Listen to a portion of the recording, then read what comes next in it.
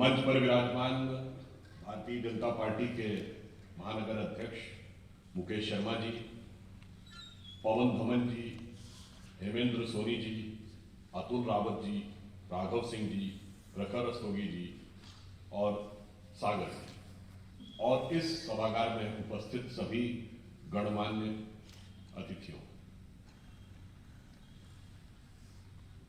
जब हम इस टॉपिक पे बात करते हैं लैंड ऑफ अपॉर्चुनिटीज, वैसे तो मैं ये बात कह दूं जो आज पवन जी ने कहा, आज एक बार फिर मॉर्निंग में ऐसी परिस्थिति उत्पन्न हुई थी कि लगा था कि कार्यक्रम कैंसिल करना पड़ेगा, क्योंकि प्रधानमंत्री जी ने ये निर्णय लिया। फिर हम लोगों को ये था कि टीवी पर जाना है उस विषय को रखने के लिए, तो फिर हमने बात किया कि इस कार्यक्रम को समाप्त करने के बाद तुरंत जाना होगा।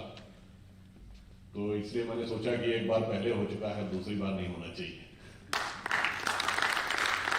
क्योंकि जब हम यहां लैंड ऑफ अपॉर्चुनिटीज की बात करते हैं तो मुझे ध्यान आता है कि भारत और उत्तर प्रदेश, इसके बारे में धारणा क्या थी और अब परिवर्तन क्या आया है।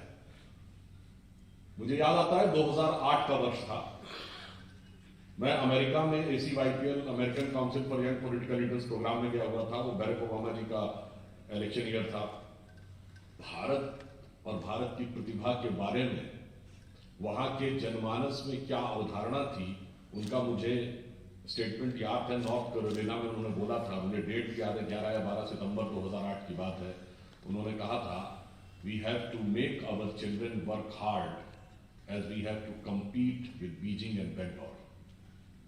अर्थात भारत की प्रतिभा को लेकर यह धारणा थी कि अपने बच्चों को मेहनत करानी होगी, वरना मुकाबला बीजिंग और बेंगलोर से है।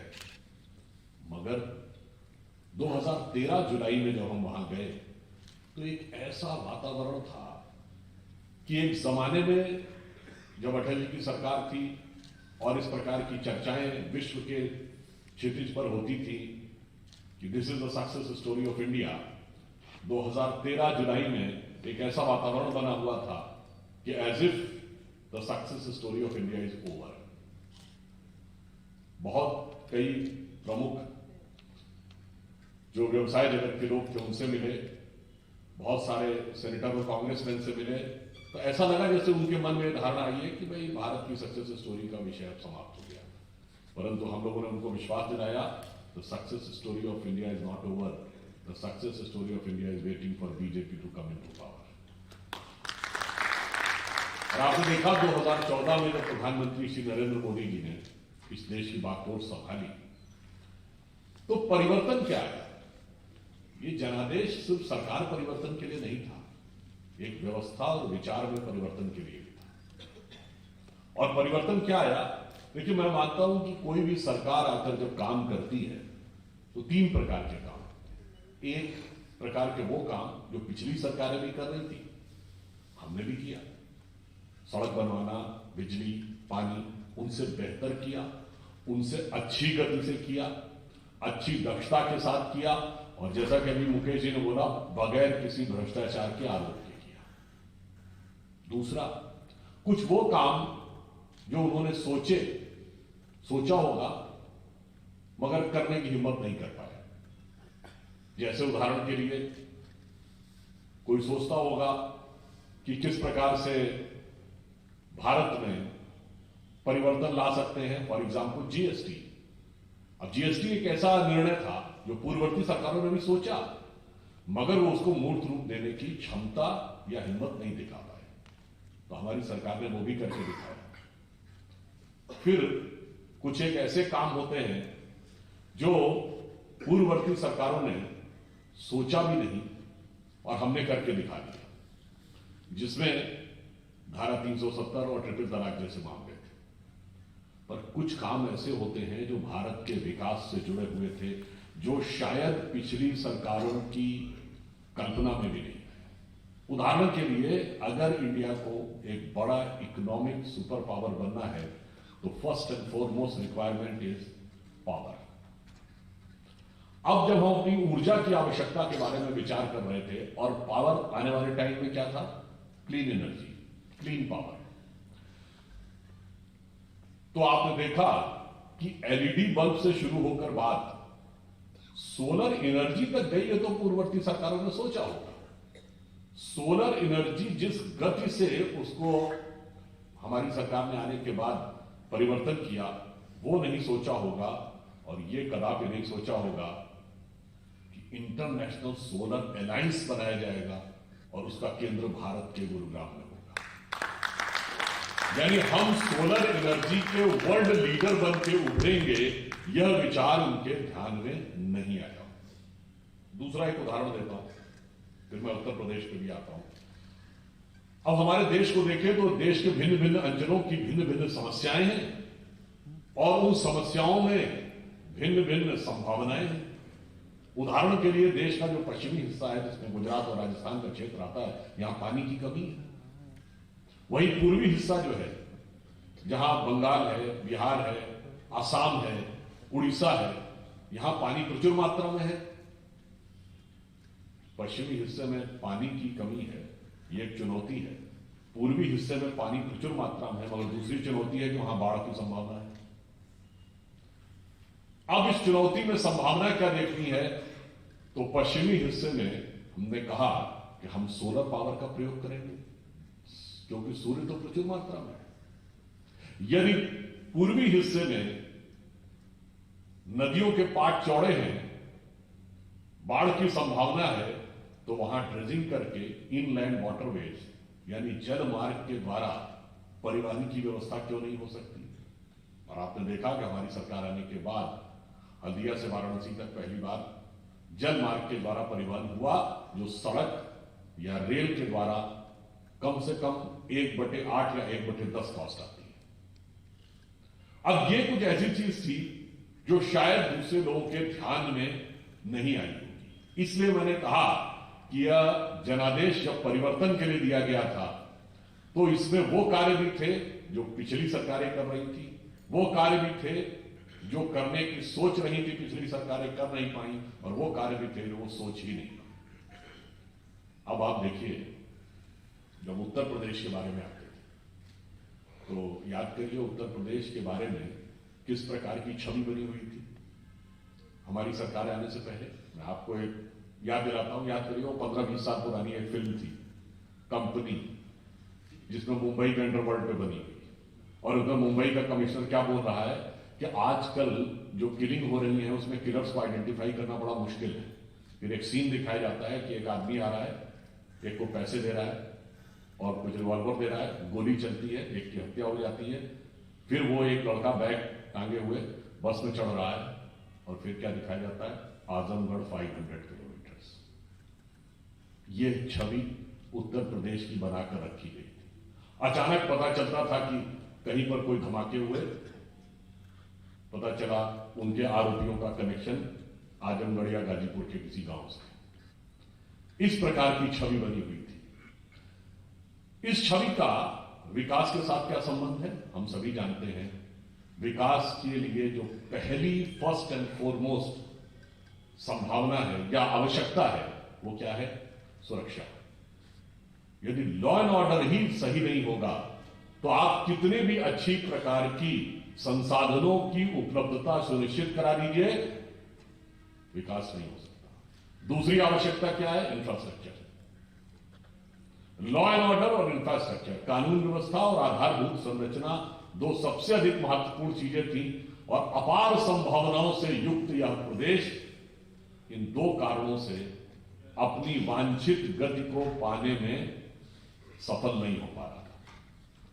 तो हमारी सरकार ने आने के बाद सबसे पहले तो उत्तर प्रदेश की छवि को बदलने का प्रयास किया, और आपने देखा कि कानून व्यवस्था की स्थिति में अभूतपूर्व परिवर्तन हुआ।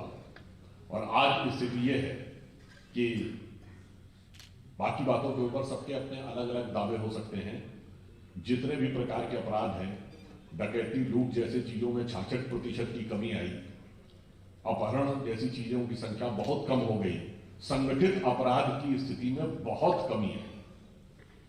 और पहली बार एक ऐसी सरकार आई जिसने कि माफियाओं की संपत्तियों को का भी अधिग्रहण किया।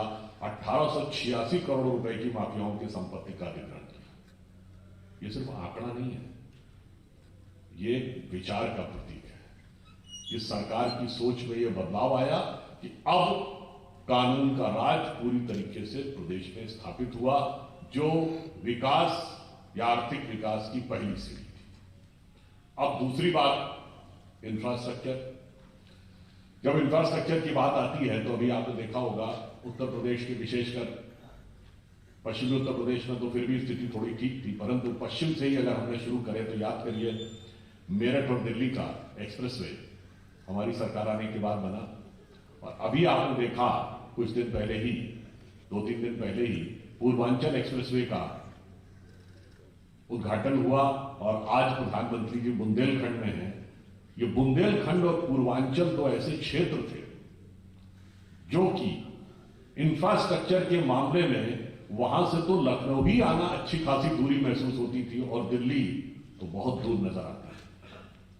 तो वहां पर जिस प्रकार की एक्सप्रेसवे और सड़कों का जाल अब बन रहा है, वो जो सेकंड रिक्वायरमेंट है डेवलपमेंट की, उसकी तरफ सरकार ने एक ठोस कदम बढ़ाया, और इन्हीं प्रयासों का यह परिणाम था। अगर आप देखें तो उत्तर प्रदेश में एक सकारात्मक परिवर्तन आया, इन्वेस्टमेंट में एक परिवर्तन आया, इन्वेस्टमेंट में बढ़ोतरी हुई, उत्तर प्रदेश की जीडीपी में बढ़ोतरी हुई, जो लगभग 9 लाख करोड़ रुपए थी, वह लगभग 20 लाख करोड़ रुपए के आसपास पहुंची। जो हमारी प्रति व्यक्ति आय थी जो 47,000 रुपए के आसपास थी, वो लगभग डबल होकर 94,000 रुपए के आसपास पहुंची।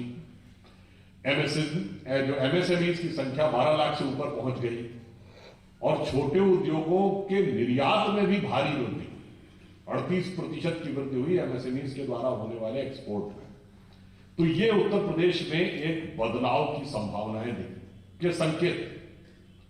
अब आप कहेंगे कि साहब ये तो ठीक है, आपने एग्जिस्टिंग व्यवस्था को दुरुस्त करने का कि लैंड ऑफ अपॉर्चुनिटीज है, तो एक बहुत बड़ा निर्णय है जिस तरह किसी का ध्यान नहीं जाता है, हमारी सरकार ने लिया। आज अगर आपसे पूछें, आप सब लोग आर्थिक जगत के अच्छे जानकार हैं, सबसे ज्यादा भारत का फॉरेन एक्सचेंज रिजर्व किस चीज में व्यय होता है? पेट्रोलियम के आयात पर। और पेट्रोलियम में एक बहुत उपयोगी उसका जो अंश एथेनॉल से बनता है, जिसकी ब्लेंडिंग अगर पेट्रोल से की जाए तो हमारे पेट्रोलियम आयात की जो भी संख्या है वो बहुत कम हो सकती है। अभी तक 8.5% एथेनॉल की मिक्सिंग का प्रावधान है, जो 2023 तक बढ़कर 20% ब्लेंडिंग के प्रावधान करने का निर्णय हुआ है। इसका उत्तर प्रदेश से क्या है? एथेनॉल बनता है सबसे ज्यादा गन्ने से, जहां सबसे ज्यादा गन्ना पैदा होता है, शुगर के। सबसे ज्यादा गन्ना उत्तर प्रदेश में पैदा होता है, और आज भी उत्तर प्रदेश एथेनॉल के उत्पादन में अब भारत का सबसे अग्रणी राज्य हो गया। आप कल्पना करिए कि जब पेट्रोलियम में 20% ब्लेंडिंग व्यवहारिक रूप से आ जाएगी आने वाले कुछ वर्षों में, और उससे भारत को तो यह लाभ होगा कि हमारी 20% की विदेशी मुद्रा बचेगी, और उत्तर प्रदेश को यह लाभ होगा कि वो जो 20% का हिस्सा है उसमें सबसे बड़ा हिस्सा उत्तर प्रदेश का होगा। और उत्तर प्रदेश सरकार ने यह भी निर्णय लिया कि बगास के अलावा अब सीधे गन्ने से भी एथेनॉल बनाने की प्रक्रिया शुरू होगी। एक छोटी सी चीज है जिस तरह किसी का ध्यान नहीं रहता। मैं एक दूसरा उदाहरण देना चाहता हूं, आप सबने ध्यान दिया होगा, जिसका उत्तर प्रदेश से भी है लिंक।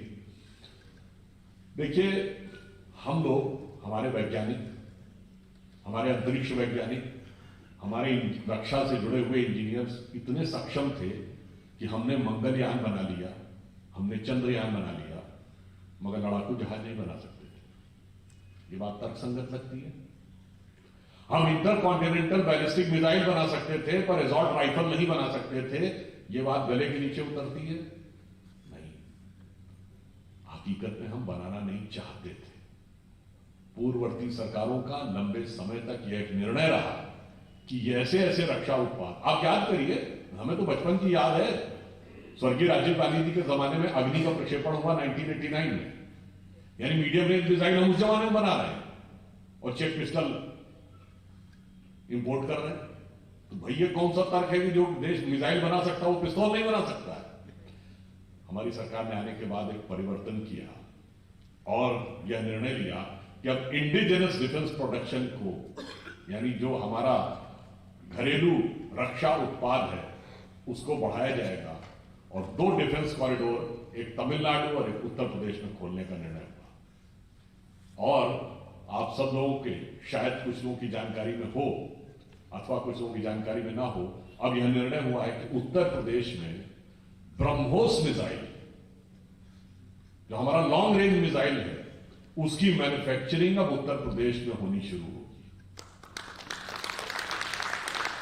और लखनऊ के पास जो यूनिट बनेगी, जिसके के लिए भूमि का आवंटन भी उत्तर प्रदेश सरकार ने कर दिया है, और अभी तक मेरी जानकारी के अनुसार एयरफोर्स से उनको 10,000 करोड़ रुपए का ऑर्डर भी मिल चुका है।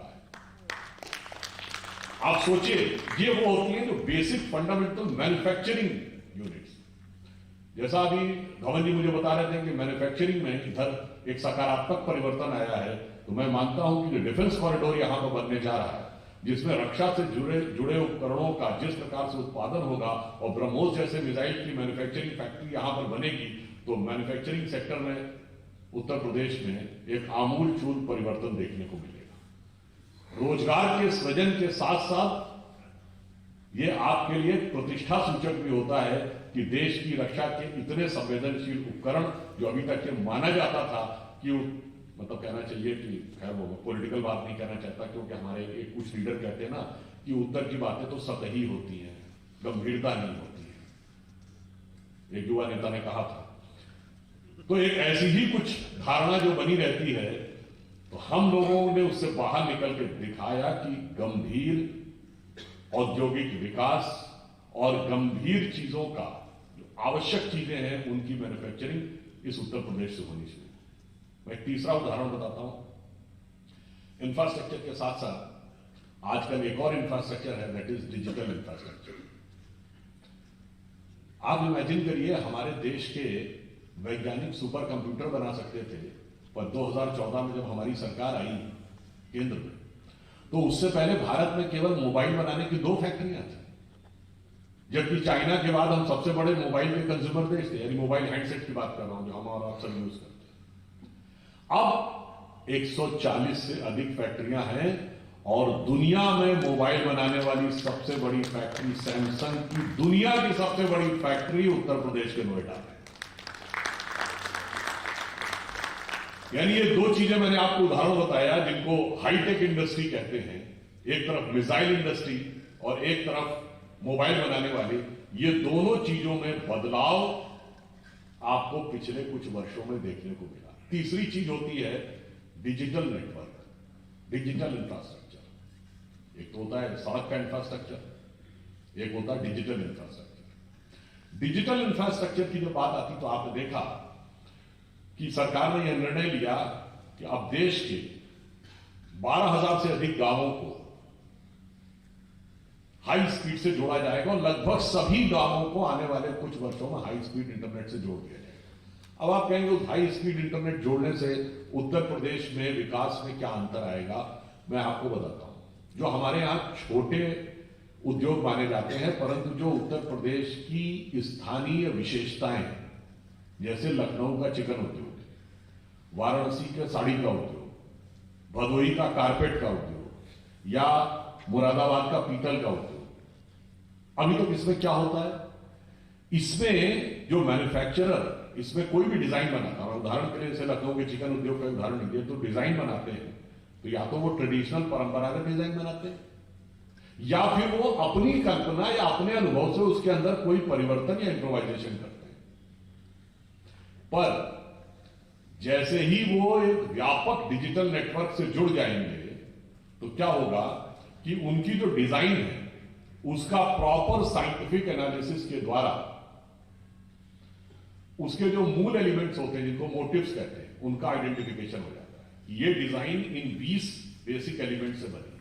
अब उन 20 बेसिक एलिमेंट्स को किन किन कॉम्बिनेशन में बनाकर उससे नई डिजाइन बनाई जा सकती है, ये कंप्यूटर की मदद से बहुत सहजता से बताया जा सकता है। और तीसरा, डिजिटल नेटवर्क से कनेक्ट होने से क्या होगा, हम बना तो सकते हैं वो डिजाइन, मान लीजिए हमारे पास इसमें 10 डिजाइन बनाने की संभावनाएं हैं, पर अंतरराष्ट्रीय बाजार में या मार्केट में किस डिजाइन की डिमांड ज्यादा है, वो जानकारी, वो डिजिटल नेटवर्क हमारे उस कारीगर को उपलब्ध कराएगा और उसके आधार पर न सिर्फ अच्छी स्टैंडर्डाइज डिजाइन बनेगी, बल्कि वो सीधे उस डिमांड के आधार पर बनेगी जो अंतरराष्ट्रीय मार्केट में होगी, ताकि उसके लिए एक अवेलेबल मार्केट भी उत्तर प्रदेश के जिले से सीधे यूरोप या अमेरिका के मार्केट में उपलब्ध होगा। ये 3 ऐसी संभावनाएं हैं, इथेनॉल हो, हाईटेक इंडस्ट्री हो और जो डिजिटल नेटवर्क बनने जा रहा है, जिसकी तरफ मैं चाहूंगा कि आप लोग ध्यान दें। और आने वाले समय में यदि उत्तर प्रदेश के उद्यमी इन विषयों के ऊपर गंभीरता के साथ आगे बढ़ेंगे तो आप देखेंगे कि इसमें बहुत सारी संभावनाओं के द्वार आगे खुलने जा रहे हैं।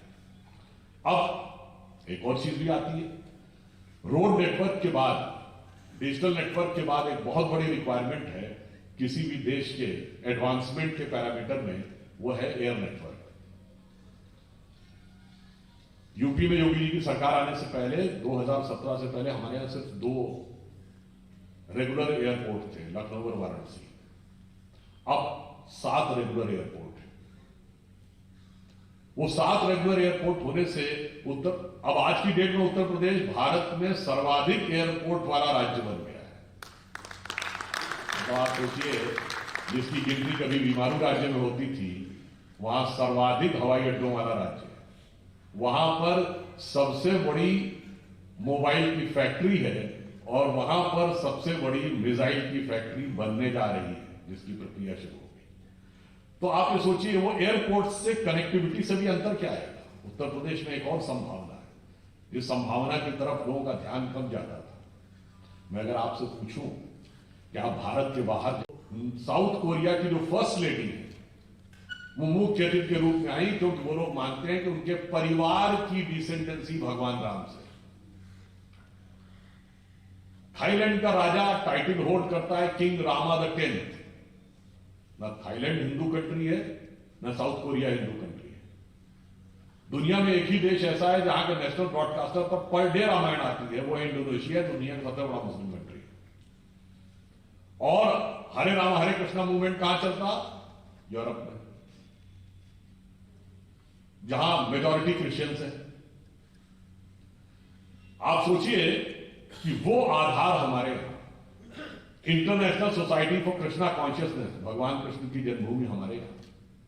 भगवान बुद्ध, चाहे म्यांमार हो, थाईलैंड हो, इंडोनेशिया हो, श्रीलंका हो, जापान हो, वो कनेक्ट, और भगवान बुद्ध की निर्वाण स्थली हमारे यहां, और वो तक एयर से कनेक्टेड नहीं थी। मतलब मैं एक उदाहरण देता हूं आपको कि मंगोलिया एक ऐसा देश था जहां आज तक भारत के कोई प्रधानमंत्री गए नहीं थे आजादी के बाद। और जब मोदी जी वहां पर गए तो वहां के प्रधानमंत्री ने, जानते हैं उनको क्या भेंट किया? एक घोड़ा भेंट किया। उस घोड़े का नाम क्या है? कनथक। आप कभी जाके नेट पे चेक करिएगा तो मंगोलिया के पार्लियामेंट के ऊपर भी बहुत बड़े घोड़े की मूर्ति लगी है। कनथक का अर्थ जानते क्या होता है? जैसे महाराणा प्रताप जी के घोड़े का नाम चेतक था, भगवान बुद्ध के घोड़े का नाम कनथक था।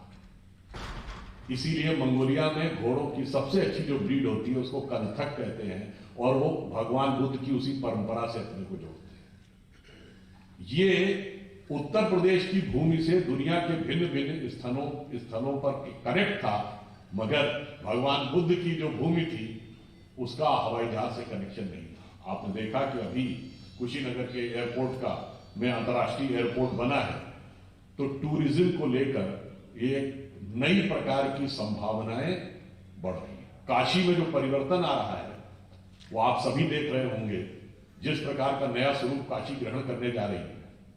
अयोध्या में जो परिवर्तन हो रहा है, यूं समझिए कि अयोध्या आने वाले समय में विश्व के सबसे बड़े धार्मिक केंद्रों में उभर कर आने वाला है। वहां पर भी अंतर्राष्ट्रीय एयरपोर्ट बनने जा रहा है। आप सोचिए, रोड रेल की कनेक्टिविटी और उसके साथ वहां पर भव्य राम मंदिर की स्थापना, पर्यटन के क्षेत्र में असीमित संभावनाएं खोजी।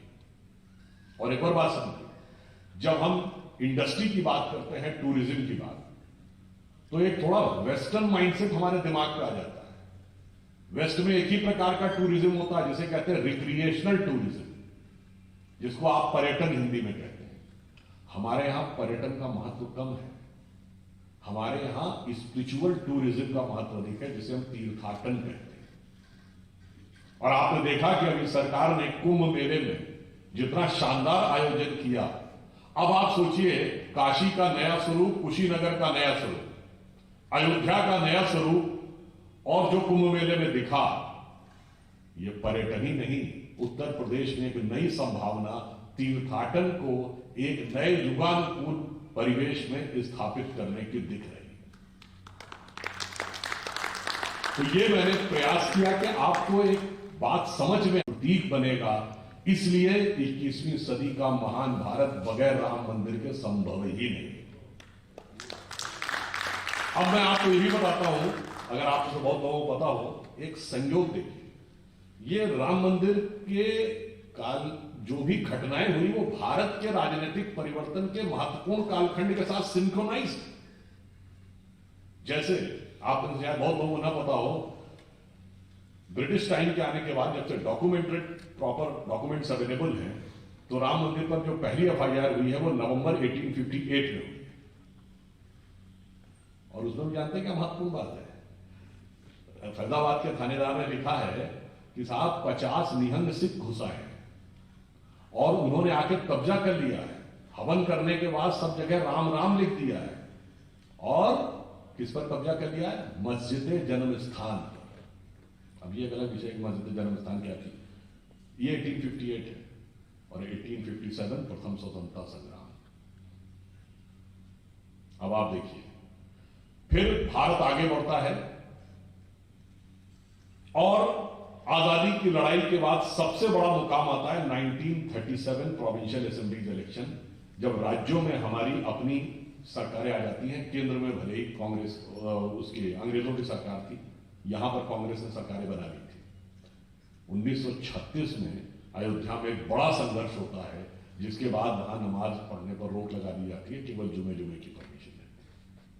अब देखिए, उसके बाद सबसे बड़ा भारत के इतिहास में परिवर्तन क्या आता है? 1947 स्वतंत्रता, 49 में वहां मूर्तियां प्रकट होती हैं।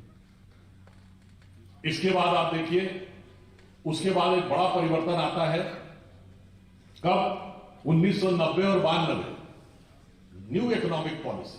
सारा नेहरूवियन मॉडल हम छोड़ते हैं और एक ग्लोबलाइजेशन का दौर आता है। नरसिम्हा राव जी के समय में, डॉक्टर मनमोहन सिंह उस समय वित्त मंत्री थे, और देश जहां 1 बिलियन से नीचे हमारा फॉरेन एक्सचेंज रिजर्व रह गया था, वहां से बदलता है। समाज में नया बदलाव आता है, राजनीति में नया बदलाव आता है, और यही वो समय है जब श्री राम जन्मभूमि आंदोलन शिखर के ऊपर पहुंचता है।